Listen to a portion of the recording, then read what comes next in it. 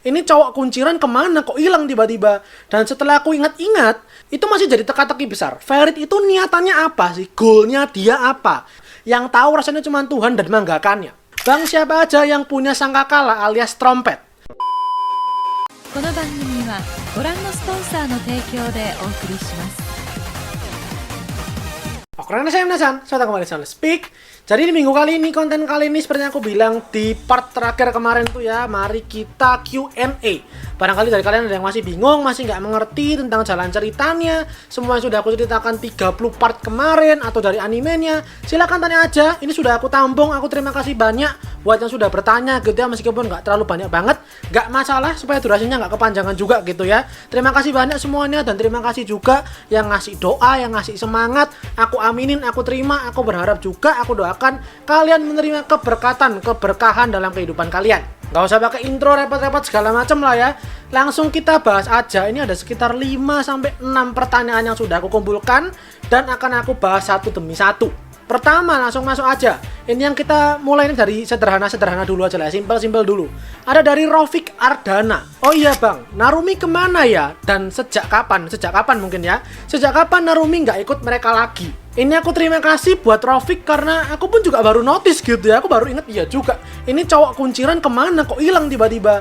Dan setelah aku ingat-ingat, dia itu waktu itu terakhir muncul waktu di Shibuya, di markas JIDA. Kalau kalian ingat waktu si Kamadoji itu menggila, dia merasuki tubuhnya Shinoa dan bikin kekacauan di sana gitu ya. Dia nyerang Ferit, nyerang anggota JIDA. Di sana itu semua squad Shinoa, kecuali Shinoa tentunya, mereka itu mendampingi Yuichiro yang mau dieksperimen sama si Kureto.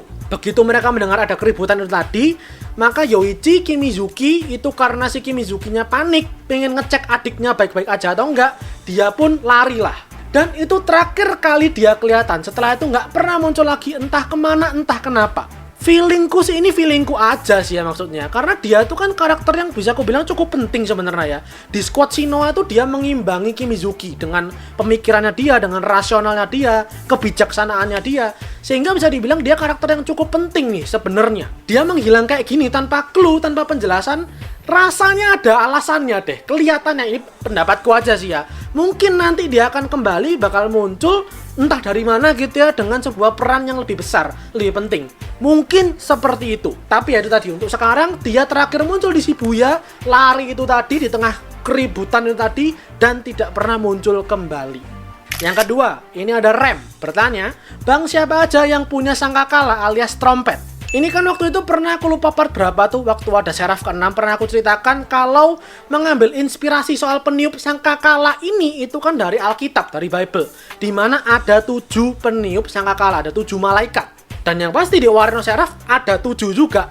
Cuman kita masih belum tahu 1, 3, 4, 7-nya itu siapa. Seraph kedua itu adalah Yuichiro, King of Salt-nya. Seraph kelima itu Mirai, adiknya Kimizuki. Yang keenam itu yang pria misterius itu ya, yang sempat dihadapi dan dikalahkan sama Yuichiro. Dan setelah itu pun dia nggak pernah nongol lagi juga gitu, cuman sekali itu doang.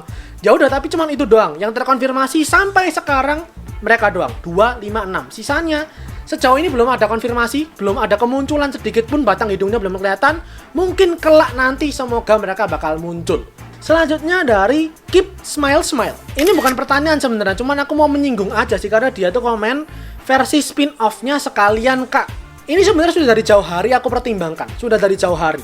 Apakah ketika nanti Owari no Seraph ini maratonnya selesai gitu ya, udah ngejar mangganya, aku bahas manga lain atau ngebahas spin-off-nya ini, ngebahas si novelnya Guren itu. Aku sebenarnya awalnya tertarik, tapi setelah aku cek di YouTube Indonesia, ada yang ngebahas, sudah ada channel yang ngebahas. Jadi ya itu pilihanku gitu ya, itu prinsipku karena sudah ada yang ngebahas. Maka kalau kalian mau tahu ceritanya kayak gimana, ya kesana aja gitu ya, nggak mau mengambil lahannya dia. Dan aku putuskan ya sudah, aku move on dari Owari no Seraph untuk maratonnya. Jadi aku minta maaf, Keep Smile Smile gitu ya, tidak bisa aku penuhi ini permintaannya. Kemudian ini ada dari Anjar Kumala, yang mana cukup banyak pertanyaannya, ada 3 atau 4 nih. Satu komen ada 3 atau 4, terima kasih banyak nih. Aku bahas dulu, ini pertama ada tanya bakal saya pick apa chapter 108. Gak akan aku singgung lah ya, maksudnya ya kita tungguin aja dah. Aku gak mau berekspektasi atau berteori liar kayak gimana gitu ya. Ntar takutnya malah salah, ntar takutnya malah kelewat hype. malah nanti kecewa atau gimana gitu ya. Jadi kita tungguin aja. Aku no comment lah untuk chapter 108 dan seterusnya. Cuman kita bergeser yang kedua aja. Mau tanya, si Yuichiro itu berarti makhluk semacam homunculus atau cloning atau manusia buatan dari DNA gitu.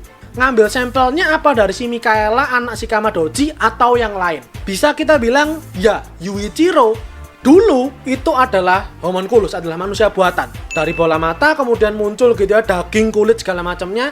Tapi untuk yang sekarang, yang Yuichiro protagonis kita ini ya, karakter utama kita, ini yang aku nggak ngerti. Aku nggak berani mengkonfirmasi kalau iya dia adalah manusia buatan. Karena dia dulu punya orang tua gitu kan. Maksudnya aku juga ngerti apakah orang tua kandung atau gimana. Tapi dia punya orang tua yang meskipun membenci dia. Dan itu pun kejadiannya yang Yuichiro homunculus ini kan di masa lalu. Itu udah ratusan ribuan tahun lalu. Sehingga aku nggak mengerti apakah Yuichiro kita ini sama seperti yang dulu itu diciptakan dari bola mata.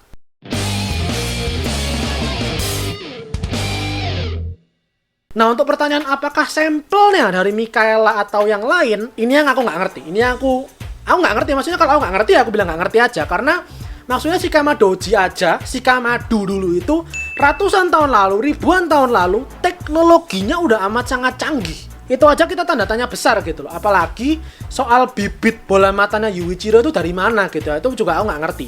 Feelingku sih tapi rasanya bukan dari Mikaela. Mungkin loh ya, mungkin aja. Tapi nggak ngerti juga sih. Yang ketiga, kemudian dia tanya, terus kenapa di rencana mantan progenitor kedua alias Saito butuh iblisnya Shinya sama Kureto alias Byakumaru sama Raimeki buat membalas dendam sama si Kamadoji? Apa ada hubungannya dengan proyek menghidupkan iblis Mikaela atau semata-mata sebagai gerbang untuk menuju si Kamadoji? Untuk pertanyaan ini, rasanya jawabannya adalah pilihan yang kedua. Kalau aku lihat dari jalan ceritanya gitu ya, dari conversationnya gitu, dari dialognya segala macem, tidak mengarah kemana-mana pun selain semata-mata sisinya sama Kureto itu ditawan, ditangkap untuk digunakan iblisnya si Raimei sama Byako sebagai jembatan, sebagai gerbang supaya Saito bisa menginvasi, bisa masuk ke si Kamadoji. Karena mungkin ya mereka itu progenitornya gitu ya, punya hubungan spiritual mungkin, sehingga begitu menggunakan sihirnya Saito itu dengan lingkaran bintang pentagram itu, terus pakai rantainya dia yang ditancepin ke Kureto sama Shinya, itu bisa menghubungkan dia ke dunia si Kamadoji, dan yang memang cuman itu aja fungsinya. Terakhir dari Anjar, terus gimana nasib iblis Ashura Maru? Kan Yuichiro udah buat kontrak sama iblis Mikaela. Apakah bakal menentang si Kamadoji atau ngebantu dia? Sebenarnya kalau kita lihat Guren itu kan jatuhnya punya dua iblis sebenarnya. Ada Mahiru dan ada Noya. Ya kan? Selama ini dia hidup, dia bertempur dengan dua iblis. Meskipun Noya akhirnya keluarnya pun belakangan. Tapi Noya selama ini tertidur dalam diri dia. Aku nggak mengerti apakah konsep itu bisa diterapkan ke Yuichiro juga. Karena Yuichiro sekarang kekuatannya bersumber dari iblis Mikaela. Apakah berarti Ashura Marunya terhapus? Atau gimana? Itu aku nggak ngerti. Tapi untuk yang satunya gitu ya, untuk pertanyaan satunya apakah bakal menentang atau membantu? Rasanya sih membantu. Karena kalau kita pikirkan baik-baik gitu ya, maksudnya dasarnya para iblis, nggak cuma Ashura Maru ya, Isekio, Gekouin, Byakumaru, Raimeki, dasarnya mereka itu kan memang anak buahnya si Kamadoji. Setelah jadi iblis aja mereka kehilangan ingatan. Tapi setelah iblis Mikaela bangkit, mereka dapat ingatan itu kembali. Mereka sadar kalau mereka adalah anak buahnya si Kamadoji. Mereka progenitornya dia. Jadi karena itu basic state atau apa ya, kayak dasar pemikirannya mereka tuh memang anak buahnya si Kamadoji. Pemikiran itu sudah kembali. Kelihatannya sih bakal menolong, bakal membantu, bakal menyupport, bakal mengabdi ke progenitor pertama. Tapi ya, apapun bisa terjadi gitu maksudku ya. Barangkali kemudian Ashura Marunya mengingat semua kenangan-kenangan perjalanan momen persahabatannya dia dengan Yuichiro. Bisa jadi, barangkali gitu. Mungkin dia terus melawan si Kamadoji. Kita nantikan aja. Itu masih tanda tanya besar dan bakal menarik nantinya. Selanjutnya dari Firman kelihatannya namanya ya, FRMNX Mue. Dia tanya, jadi tujuan Ferit membantu manusia itu untuk apa? Kemudian ada yang ngebales nih, Damar Peyek. Kenapa namanya Peyek? Kalau manusia punah, dia mau makan apa? Nggak salah sih ya, memang kalau manusia nggak ada lagi, terus dia minum darah siapa gitu ya? Darah sapi, darah babi, kan nggak boleh. Untuk pertanyaan ini sama. Kalau aku nggak ngerti, aku jawab nggak ngerti aja ya. Karena memang sejauh ini, itu masih jadi teka-teki besar. Ferit itu niatannya apa sih? Goalnya dia apa? Yang pengen dia tuju itu apa? Itu masih tanda tanya besar buat semua orang. Yang tahu rasanya cuma Tuhan dan menggakannya. Karena dari awal kita ditunjukkan ini orang tuh psycho gitu, ini orang aneh.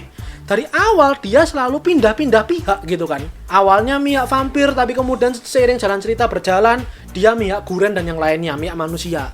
Awalnya dia bersekutu dengan Krul Tepes, tapi pernah mengkhianati Krul Tepes. Tapi akhirnya dihukum bersama dengan Krul Tepes. Dia jarang kelihatan panik, jarang kelihatan takut, jarang kelihatan gelisah. Seakan-akan dia mengerti segalanya, mengerti semuanya, dan itu memang apa ya, jadi tanda tanya aja gitu. Maksudnya ibarat kalau ini karakter komik di situ ya kayak Joker, nggak bisa ditebak, dia tuh nggak bisa ditebak gitu loh. Jadi untuk pertanyaan ini lagi-lagi aku nggak ngerti jawabannya apa gitu ya. Tapi satu hal yang pasti, dia itu untuk saat ini pengen mengalahkan ayahnya yang menelantarkan dia, pengen membalaskan dendamnya dia ke si Saito. Itu doang yang kita tahu. Apakah itu tujuan akhirnya, itu pun kita nggak ngerti. Barangkali nanti ada rencana yang lebih gede lagi gitu ya, ada yang lebih luas lagi, memungkinkan sekali. Jadi itu untuk Q&A-nya kali ini. Terima kasih banyak sekali lagi buat pertanyaannya. Semoga jawabannya mencerahkan gitu ya. Kalaupun tidak ada jawaban pasti, bisa menjadi petunjuk, pedoman, pegangan untuk kedepannya gitu ya di Warno Seraph. Untuk manga selanjutnya yang aku bahas, buat yang belum tahu, itu adalah Berserk. Jadi itu aja untuk kali ini. Silahkan like videonya kalau kalian suka bahasan kali ini. Jangan lupa berkomentar, di-share teman-teman kalian. Dan terakhir, jangan lupa di-follow Instagram Soundspeak dan subscribe buat kalian yang nikmati riwayat konten anime dan manga dari channel Soundspeak. Karena anime dan manga itu yang aku suka dan kalian suka. So, I'll see you guys in the next video. Itadashii minasan.